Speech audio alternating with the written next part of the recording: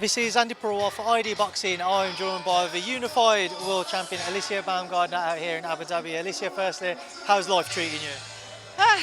Deep breath. Life is treating me amazing. I'm so blessed, favored, just excited to be here. Obviously, before we do come on to the reason you're here, let's just take it back to that victory against Mikaela Mayer. Has it finally sunk in now? You've been able to kind of put that rivalry to bed somewhat. You may meet down the line again, you never know, but you've come out on top in this one. You know, it's been amazing, and I'm living on cloud nine right now. It's just taking it in daily. So it's been a journey, but it's been so rewarding. Have you watched your fight back yet? Yes, more than once.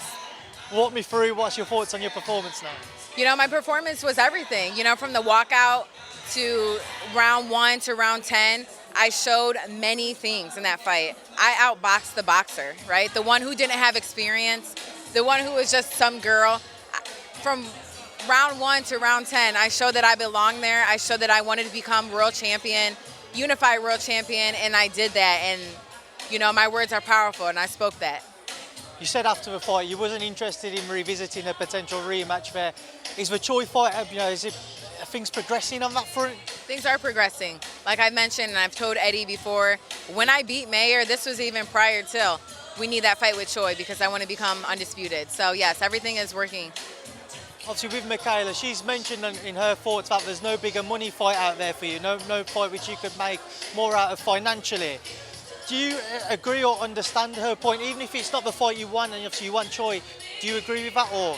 I don't, because, you know, financially, I'm good over here. Like, I've never had no issues with, you know, money. So it's not a fight that I'm like, oh my gosh, I need to take it because of the money. You know, Mayer doesn't have anything. What belts does she have? You know, she has to build herself back up. And so I'm moving on to bigger and better things, and that's becoming undisputed. I interviewed you after the fight and we spoke about how life-changing that victory was. When you kind of look at where you could go next beyond Choi, if you get that fight and you're successful, your name's been mentioned for Katie Taylor as well. Talk to me about that. Have you spoken to Eddie at all about that fight? Yes, I haven't mentioned to him about that yet, but this is a fight that is perfect to make. Katie Taylor is a high-level fighter. I'm a high-level fighter. I think us would bring such a beautiful boxing match that people would love to see. And I want to fight the best. I want to have a challenge. I love people who challenge me because that makes me a better fighter.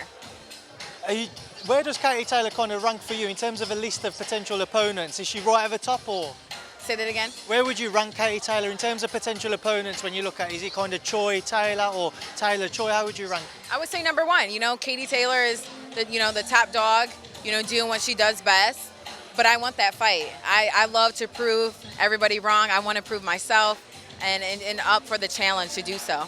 Did you watch her this past weekend? I did. What did you make of her performance? You know, we don't expect nothing less from Katie. You know, I think she wanted to do what she wanted in that fight. And again, we want to see that fight with her and Amanda. I think that really brought out a different side of Katie that we all wanted to see. And I believe that I can bring that out as well.